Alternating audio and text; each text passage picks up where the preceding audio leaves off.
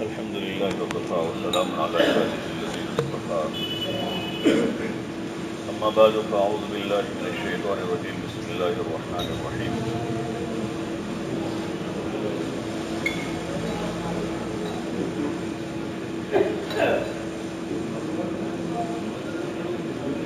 قل هذه سبيلي أدعو إلى الله على بصيرة أنا ومن اتبعني وسبحان الله وما أنا من المشركين.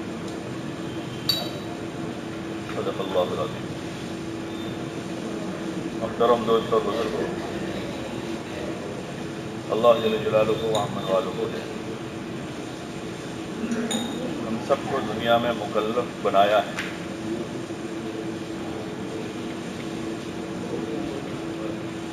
اور ہمارے ذمے کچھ ذمہ داریاں رکھی ہیں، اور ان ذمہ داریوں کے پورا کرنے پر دنیا اور آخرت دونوں جہان میں اللہ تعالیٰ نے انعامات کا وعدہ فرمایا ہے.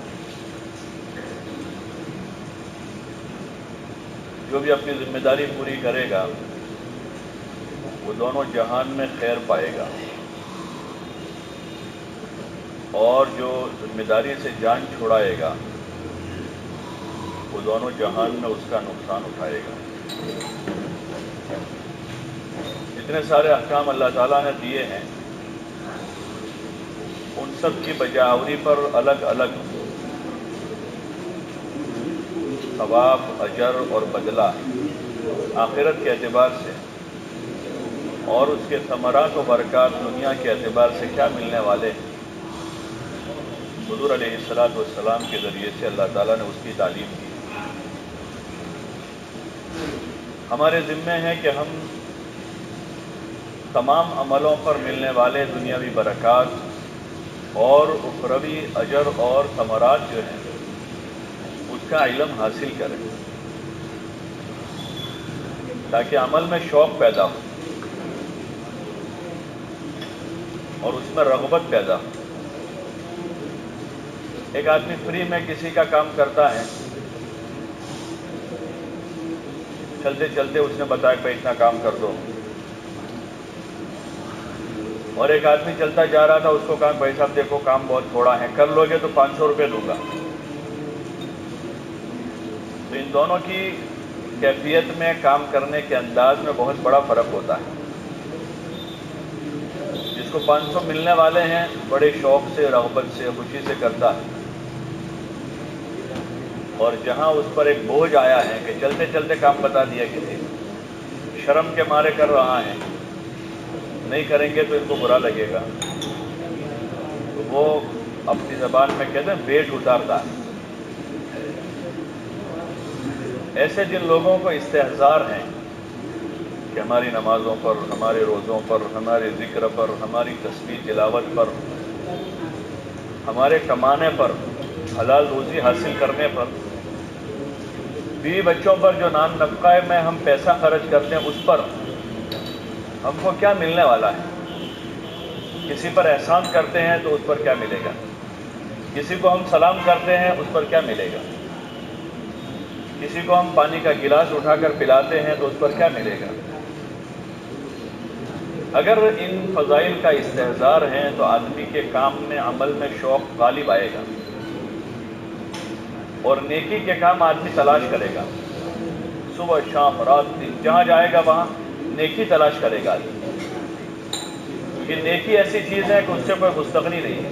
جیسے پیسہ ہے، ایک کروڑپتی آدمی اچھا خاصا کاروبار چل رہا ہے، لیکن کوئی سائڈ بزنس بتاوے کہ آپ کے پاس اگر پیسے ہو تو یہ بھی ہے، تو کوئی منع کرتا ہے. کوئی مستغنی نہیں ہے پیسوں سے، غریب بھی مستغنی نہیں ہے، مالدار بھی نہیں ہے، اور جتنے آتے ہیں اتنے کم پڑتے ہیں. ایسے نیکی سے مسلمان کبھی مستغنی نہیں ہو سکتا، کبھی بھی.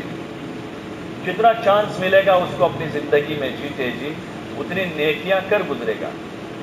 لیکن وہ مسلمان کرے گا جس کو ان اعمال کے اوپر ملنے والے نفعوں کا استحضار بھی ہے اور ان ملنے والے نفعوں کا یقین بھی. اگر یقین نہیں آدمی کو تو پھر آدمی نہیں کر پائے گا. اس لیے ہم روزمرہ جتنے کام کرتے ہیں اچھے کام اس کو ہمیں جمع کرنا چاہیے، اور اس پر ملنے والا کیا کیا فائدے ہیں اس کو معلوم کرنے چاہیے، اور مزید جو کام ہم نہیں کر پا رہے ہیں اس کی وجہ سے ہمارا کتنا نقصان ہو رہا ہے۔ ایک تو فرائض ہے جس کے چھوڑنے پر بڑی بڑی وعیدیں ہیں، اور سنتیں ہیں جس کے چھوڑنے پر آدمی بہت سے فرائض سے محروم ہو جاتا ہے، اور آدمی کے عمل کی قیمت کم رہتی ہے۔ محنت کے بعد بھی، عمل کرنے کے بعد بھی اس کے عمل کی کوالٹی نہیں بنتی ہے، وہ ترک سنت سے ہوتا ہے کہ آدمی نے نماز پڑھی لیکن اس نماز کی کوئی کوالٹی نہیں بنی، عام بھاؤ میں گئی وہ اوپر کہ بھائی ذمے سے بوجھ اتر گیا، لیکن ایک آدمی نے سنت کے مطابق نماز پڑھی ہے تو اس کا خصوصی ریٹ ملے گا، یہ کوالٹی بنی ہے۔ کمپنیوں میں چیزیں بنتی ہیں، ایک ایکسپورٹ کوالٹی کی ہے کہ بہت اچھی طرح سے اس کی جانچ پڑتال ہوئی ہے، اچھے مٹیریل سے تیار ہوئی ہے، اس کی فنیشنگ بھی اچھی ہے، تو یہ ایکسپورٹ کوالٹی کی ہے۔ اور جس میں چیزیں نہیں پائی جاتی ہے، اس میں سے چند چیزیں کم ہیں، تو یہ ایکسپورٹ کوالٹی نہیں ہے، کم دام میں یہی چلے گی۔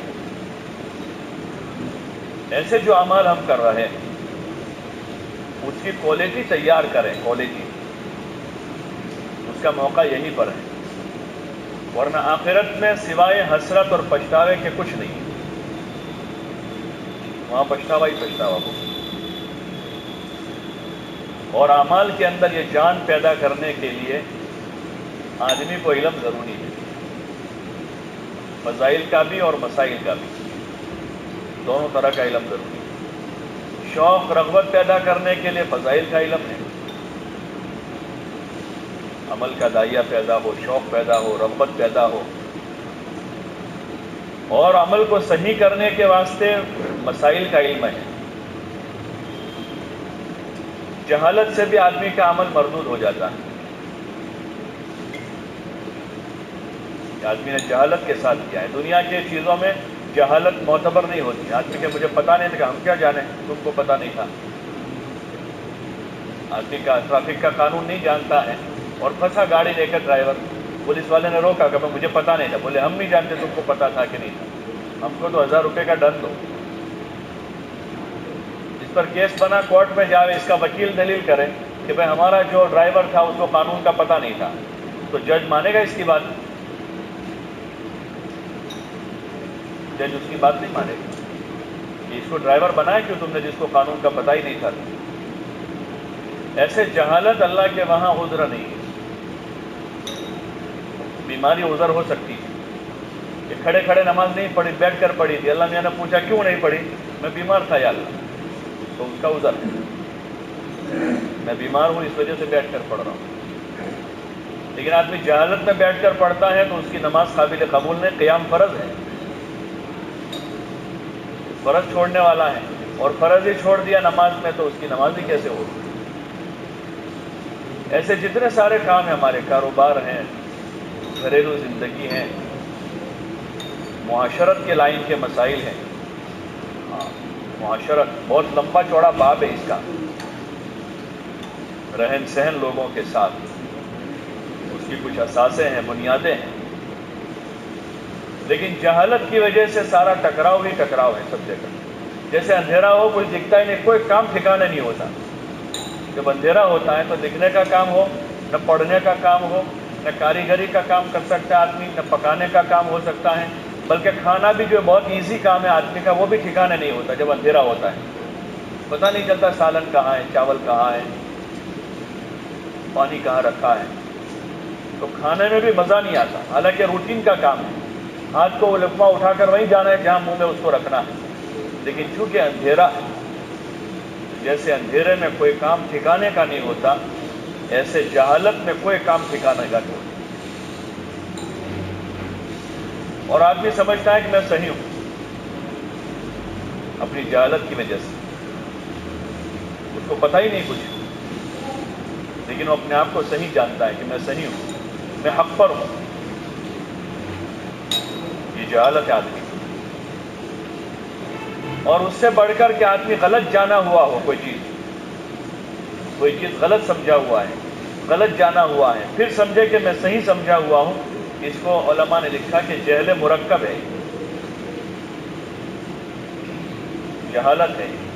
اس لیے جہالت کے اندھیروں میں دنیا ہے، ٹکراؤ ہے ہر جگہ، گھر میں، معاشرے میں، محلے میں، کاروبار میں۔ اس کی ایک بڑی وجہ جہالت ہے، اور اس جہالت کے دور کرنے کا احساس 0% لوگوں میں ہے۔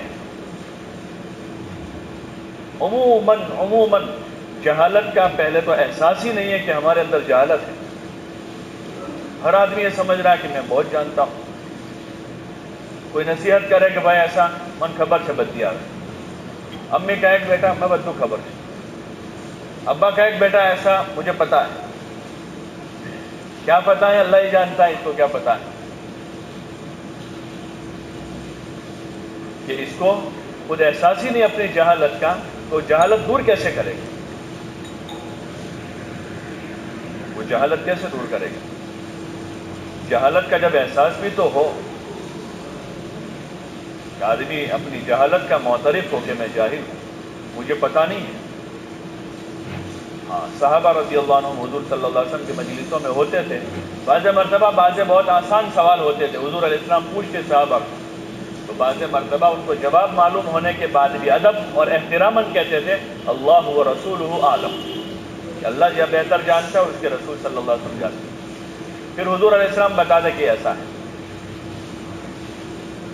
وہ ان کے اندر کی طلب تھی کہ ہم دین سیکھیں، اپنا علم سیکھیں، تاکہ اپنے سارے اعمال کو صحیح کریں، عقائد سے لے کر اخلاق تک۔ عقائد ہیں، عبادات ہیں، معاملات ہیں، معاشرت ہیں، اخلاق ہیں، ان ساری چیزوں میں عمومی گراوٹ ہے، انٹرنیشنل مارکیٹ میں گراوٹ ہے۔ ہوتی ہے بعض مرتبہ مندی، انٹرنیشنل مندی ہے، ایسے ان تمام امور میں انٹرنیشنل مندی ہے، اور مندی کے بعد بھی ابھی احساس نہیں ہے، اس لیے اللہ تعالیٰ حالات کی تھپیڑوں میں لاتا ہے کہ احساس بیدار ہو، توبہ کر کے آوے، گناہوں کو چھوڑیں، اعمال کی طرف آوے، اللہ کی طرف آوے، اپنے عقائد کو صحیح کریں، اپنی عبادتوں کو ٹھیک کریں، اپنے معاملات اور معاشرت کو صحیح کریں، اپنے اخلاق کو آدمی درست کریں، اور اس میں آدمی ہماتن لگا رہے، ہمیشہ لگا رہے۔ جیسے بے بدن کی صفائی ستھرائی وہ روزانہ کا کنٹینیو کام ہے، روزانہ کا کام، روزانہ صبح اٹھ کے منہ دھونا پڑتا ہے، ہاتھ دھونے پڑتے ہیں، ہر دوسرے دن تیسرے دن غسل کرنا پڑتا ہے، کپڑے بدلنے پڑتے ہیں، روزانہ 2 وقت کھانا پڑتا ہے، 2-3 مرتبہ چائے پینی پڑتی ہے، تو اس سے آدمی کنٹالتا نہیں، اکتاتا نہیں۔ روزانہ چہرہ دھو کر، روزانہ کھانا کھا کے، روزانہ چائے پی کے، اور روزانہ اپنے جسم کی صاف صفائی کا انتظام کر کے آدمی اکتاتا نہیں ہے،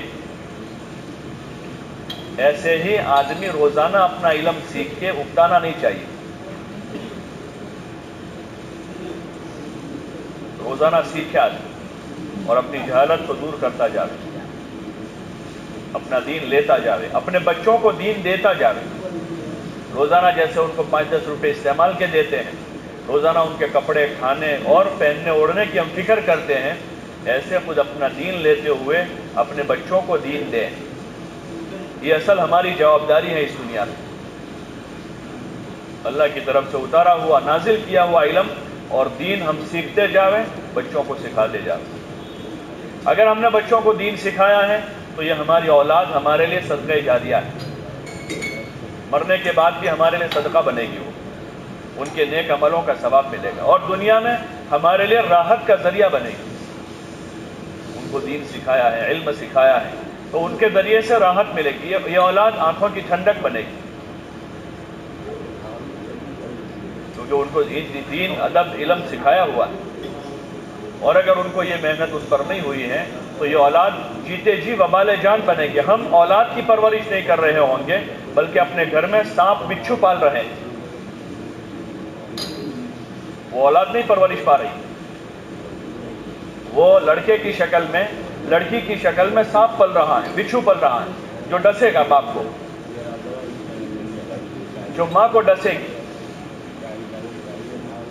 اور ہو رہا ہے دنیا میں ایسا، انسانی شکل میں، لڑکے کی شکل میں، لڑکی کی شکل میں، لیکن ان کو ایمان نہیں سکھایا، اخلاق نہیں سکھائے، آداب نہیں سکھائے، ماں باپ کی عزت کرنا ان کو نہیں سکھایا ہے، جھوٹ سے بچنا ان کو نہیں سکھایا، سچائی، امانت داری، دیانت داری، حیا ان کو نہیں سکھائی، تو پھر وہ ہماری روٹی کھا کر اور ہماری دیے ہوئے چیزوں کو استعمال کر کے وہ ہمارے ہاتھوں پرورش پانے والی اولاد، ان کی صفتیں سانپ بچھو جیسی ہو جائے گی اور وبال جان بن جائے گی۔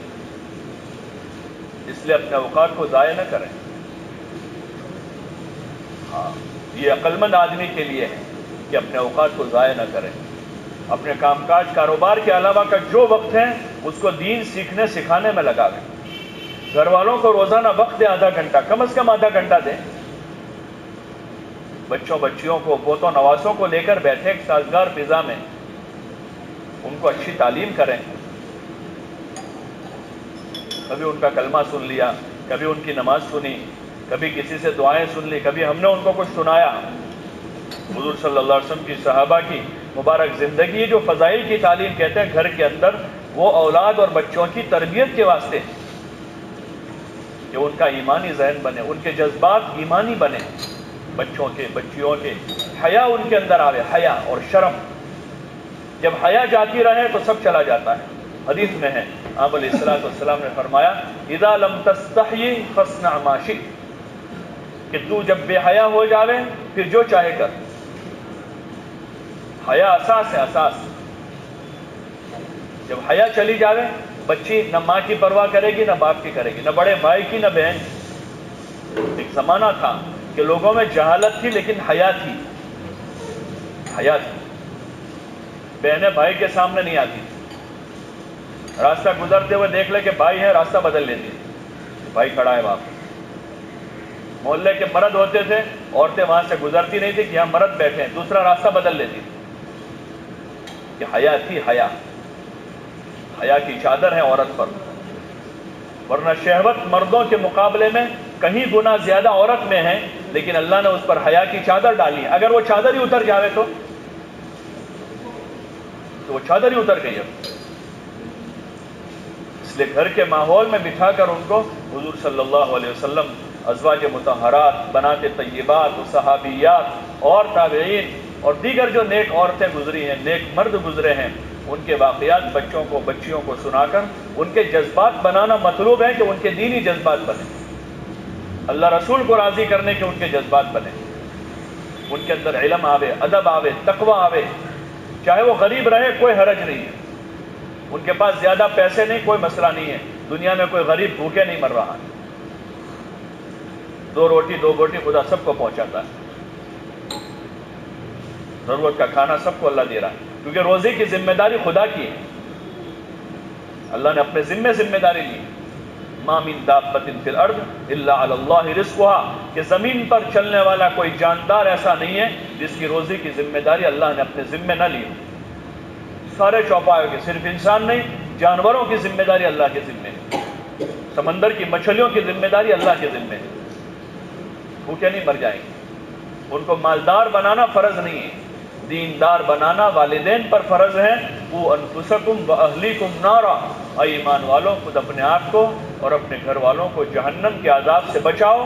حضرت علی رضی اللہ عنہ کا قول ہے، یعنی ان کو دین سکھاؤ، اور دین صرف نماز روزہ زکوٰۃ نہیں ہے، وہ اس کا ایک جز ہے، عبادات۔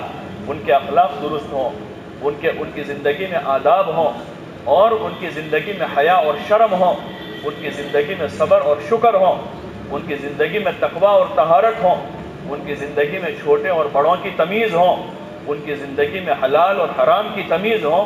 یہ ساری چیزوں کا سکھانا والدین پر، اور اس میں بھی زیادہ تر باپ کے اوپر ذمہ داری ہے یہ۔ اس لیے اپنے گھر کی فضا، اپنی فکر میں لگ جائے، اپنی فکر میں، اپنی ذات کی، اپنے گھر والوں، پھر اللہ موقع دے ہم کو تو جو دینی خدمتیں، محنتیں ہیں اس میں جڑ کر ہم امت کی فکر کریں، لیکن سب سے مقدم پہلے فکر میرے ذمے، میری ذات کی، میری اولاد میرے ذمے ہے، میرا کنبہ قبیلہ ہے، میری گلی اور محلہ ہے، پھر میری بستی ہے، درجہ بدرجہ اللہ تعالیٰ نے ہمیں پوری دنیا تک کا ذمہ دار بنایا ہے، لیکن اس کی ترتیب ابتدا ہوگی اپنی ذات سے۔ اپنے اندر صلاح فلاح کا پیدا کرنا یہ میرے ذمہ فرض ہے۔ میری ذات کے لیے میری ذات کا مصلح بننا یہ میرے اوپر فرض ہے۔ میں کسی کا مصلح نہیں بن سکتا۔ اپنی ٹریٹمنٹ کرنا یہ میرے ذمہ ہے۔ کسی کی ٹریٹمنٹ جب وہ آئے گا تو اس کی ٹریٹمنٹ اس وقت ہوگی، باقی آدمی کے اپنے ذمہ فریضہ ہے۔ اس لیے اس فریضے سے ہم غفلت نہ برتیں، ورنہ جواب دہی ہوگی۔ حدیث پاک میں کلکم راع وکلکم مسئول عن رعیتہ، کہ تم میں سے ہر آدمی ذمہ دار ہے اور ہر ایک سے اپنی ذمہ داری کا قیامت کے دن سوال کیا جائے گا۔ اور لایانی کی مجلسوں میں، بیٹھکوں پر، ہوٹلوں پر، چوراہوں پر، چوکوں پر یا دیگر جہاں جہاں ہماری بیٹھکیں ہیں، ان بیٹھکوں کا ہم محاسبہ کریں۔ ایک دن کی اپنی بیٹھک کو خود ریکارڈ کریں۔ جہاں ہم بیٹھتے ہیں جن مجلسوں میں، ان مجلسوں کو خود ہم ریکارڈ کریں اپنی مجلس میں۔ 2 گھنٹے ہم بیٹھے ہیں کہ دوستوں کے ساتھ، 2 گھنٹے کی مجلس ریکارڈ کر کے سنیں ذرا بعد میں اس مجلس میں ہم نے کیا گل کھلائے ہیں، اللہ رسول کو راضی کیا ہے یا اللہ رسول کو ناراض کیا ہے۔ اس مجلس میں بیٹھ کر ہم نے اپنی آخرت بنائی ہے یا اس مجلس میں بیٹھ کر ہم نے اپنی آخرت گوائی ہے، ہم اس کا محاسبہ کریں کہ ہم کیا کرتے جا رہے ہیں۔ لایانی کی مجلس سے چھوڑا۔ ہاں، کاروبار کے لیے 5 گھنٹے بیٹھنا پڑتا ہے، آدمی دکان پر بیٹھے 5 گھنٹے، حلال کاروبار میں ہے، اس کا یہ وقت عبادت میں لکھا جائے گا۔ اپنے بیوی بچوں کے نان نفقے کے خاطر گھر سے نکلا ہے، وہ آدمی عبادت گزار ہیں، اس کا یہ وقت عبادت میں لکھا جائے گا۔ لیکن اس میں بھی وہ جو ہے حلال کا اہتمام کرتے ہوئے رہیں، اور باقی 5 منٹ کے لیے زائد اگر کسی جگہ بیٹھا ہے، یہ مجلس اس کے اوپر وبال بننے والی ہے۔ اپنے آپ کو اس سے بچاویں۔ مسجدوں کا عادی بناویں، نمازوں سے پہلے مسجد آ جاویں۔ مسجد کے دروازے اسی لیے 24 گھنٹے کھلے ہیں، اللہ کا گھر ہے یہ، یہاں اتنے عام ہے سب کے لیے، غریب ہو مالدار ہو، کسی کے لیے دروازہ بند نہیں ہے۔ رات کے 12 بجے آئے گا یا صبح 8 بجے آئے گا، سب کے لیے کھلا ہے کہ یہ اللہ کا گھر ہے۔ یہاں ہر مسلمان آئے گا اور یہاں عبادت کرے گا، تلاوت کرے گا، ذکر کرے گا، دین سیکھے گا، دین سکھائے گا، کسی کو دعوت دے گا، علم دے گا، علم دے گا۔ یہ سارے کام مسجد کے ماحول میں ہوں گے۔ کوئی مہمان ہے، کوئی مسافر ہے تو اس کی خدمت ہوگی یہاں۔ اپنے اوقات کو محفوظ کریں، چوکوں پر، چوراہوں پر، لایانی کے اڈوں پر، اور بیجا ضرورت سے زائد موبائل اور سوشل میڈیا یا پرنٹ میڈیا یا دیگر جتنے سارے ذرائع ہیں، اس سے اپنے آپ کو، اپنے اولادوں کو بچاویں، اگر ہم اپنے آپ کی اور اپنے بچوں کی خیر خواہی چاہتے ہیں۔ ورنہ اس کا جو نقصان بھگتنا پڑے گا دنیا میں بھی اور آخرت میں بھی، اس کی کوئی تلافی کا بھی سامان نہیں ہوگا۔ اس لیے آپ حضرات سے گزارش ہے، بتکلف جن مجلسوں محفلوں کے ہم عادی بن چکے ہیں، اس کی مثال بیڑی سگریٹ اور چائے جیسی ہیں۔ جیسے بیڑی والے کے لیے چھوڑنا مشکل ہے، سگریٹ اور چائے والے کے لیے چھوڑنا مشکل ہے، ایسے جن مجلسوں کے ہم عادی ہیں اس کا چھوڑنا ظاہر میں مشکل ہے، لیکن یہی مجلس ہمارے لیے قیامت کے دن ہلاکت کا ذریعہ بنے گی، جہنم کے گھڑے تک پہنچا دے گی۔ حضور نے فرمایا جس مجلس میں اللہ پر اللہ کی حمد نہ ہو اور حضور علیہ السلام پر صلاۃ و سلام نہ ہو، وہ مجلس والے ایسے ہیں جیسے مرے ہوئے گدھے پر سے اٹھے ہو۔ یہ حضور علیہ السلام کا ارشاد ہے، جس میں لایانی ہو رہی ہے، غیبتیں ہو رہی ہیں، چغلی ہو رہی ہے، الزام تراشی ہو رہی ہے، ایک دوسروں پر تہمت لگائی جا رہی ہے، اور بے جا ضرورت سے زائد بکواس اور فضولیات اور تمسخر ہو رہا ہے، مذاق اڑایا جا رہا ہے کسی مسلمان کا، جس مسلمان کی قیمت اللہ کے وہاں بیت اللہ سے زیادہ ہے، اس کا ٹھٹھا کیا جا رہا ہے سر عام۔ ہم سوچیں کہ کن عادتوں میں مبتلا ہے، اور پھر اپنے آپ کو پارسا سمجھ رہے ہیں، پھر ہم اپنے آپ کو نیک سمجھ رہے ہیں۔ ہم تصور کریں، سوچیں ذرا، ہم کیا گل کھلا رہے ہیں، اللہ کے وہاں ہم کیا جواب دیں گے؟ اس لیے گزارش ہے اپنے اوقات کی محافظت کریں، ہاں لایانی کی مجلسوں سے بچاویں اپنے آپ کو، مسجد کے عادی بنے، مسجد والے بنے، مسجد کے اعمال کے عادی بنے۔ اللہ کے وہاں وہ مسلمان قیمتی ہے جس کے بارے میں کہا گیا کہ جو کثرت سے مسجد میں آتا جاتا ہو، اس کے لیے ایماندار ہونے کی گواہی دو۔ یہ اللہ کے پڑوسی ہیں، یہ اللہ کے پڑوسی ہیں۔ جب بیمار ہوتے ہیں فرشتے ان کی عیادت کرتے ہیں، جب یہ اپنے کسی کام سے نکلتے ہیں تو فرشتے ان کے کاموں میں مددگار بن جاتے ہیں۔ اپنے اوقات کی محافظت کریں، یہ قیمتی مال سے زیادہ قیمتی وقت ہے، اور موت آ جانے کے بعد ہاتھ سے نکل جائے گا۔ پھر آدمی پچھتاتا رہے گا اور اب اس کا پچھتانا کوئی کام نہیں دے گا. اس لیے اس کی کوشش کریں اور اپنے گھر میں روزانہ کچھ وقت گزاریں, بالغ رہ کر, بیوی بچوں کو ساتھ لے کر. یہ نہیں کہ ہم اپنے کمرے میں ہیں, بیوی کچھ کر رہی ہے, بچے باہر کھیل رہے ہیں, تو ایسا وقت گزارنا یہ مطلوب نہیں ہے. ٹھیک ہے, آرام کے وقت میں آرام کر لیں, باقی کچھ وقت اپنے بچوں کے ساتھ محبت کے ساتھ ان کو لے کر بیٹھیں اور ان میں خیر منتقل کرنے کی کوشش کریں. ورنہ یہ جو ہے نا بچے, وہ اپنے اسکرین ہے خالی جس پر کچھ یعنی ریکارڈر چلا ہوا ہے اور اندر جو کچھ جا رہا ہے اندر اپنے آپ بغیر کسی احساس کے اندر جا رہا ہے, وہ اندر ریکارڈ ہو رہا ہے سارا. ہم جو حرکتیں گھر میں کر رہے ہیں, اٹھک بیٹھک کر رہے ہیں, چلت پھرت کر رہے ہیں, ہماری زبان سے اگر گالی نکل رہی ہے تو گالی بچے کے ذہن میں ریکارڈ ہو رہی ہے. ہم غیبت کر رہے ہیں تو غیبت ریکارڈ ہو رہی ہے. ہم ماں باپ کی برائی کر رہے ہیں تو بچوں کے ذہن میں ریکارڈ ہو رہا ہے. ہم دوستوں کی برائی کر رہے ہیں, وہ ریکارڈ ہو رہا ہے. بجائے اس کے ہم ایک صحیح ماحول گھر میں تیار کرنے کی کوشش کریں جس میں اللہ رسول کی بات. ہم کو کہنا نہیں آتا, فضائل کی کتابیں گجراتی میں ہیں, اردو میں ہیں, ہندی میں ہیں, انگریزی میں ہیں, عربی میں ہیں. جو زبان جانتے ہیں اس زبان میں لے کر روزانہ 10 منٹ 15 منٹ ان کو سناویں. بچے پڑھنے والے ہیں, ان سے پڑھواویں, ہم ان کے ساتھ بیٹھ جاویں. بیوی سے کبھی پڑھوا لیں, کبھی بیٹی سے پڑھوا لیں, تاکہ یہ باتیں ہمارے گھروں کے مذاکرے میں رہیں اور دیگر فضولیات سے ہمارے گھر محفوظ رہیں. اس کے لیے آپ حضرات سے گزارش ہے, اس کی کوشش کریں. یہی ہمارے لیے دنیا اور آخرت کا ذخیرہ ہے. یہی ہماری دنیا آخرت میں نجات, خیر اور بھلائی کا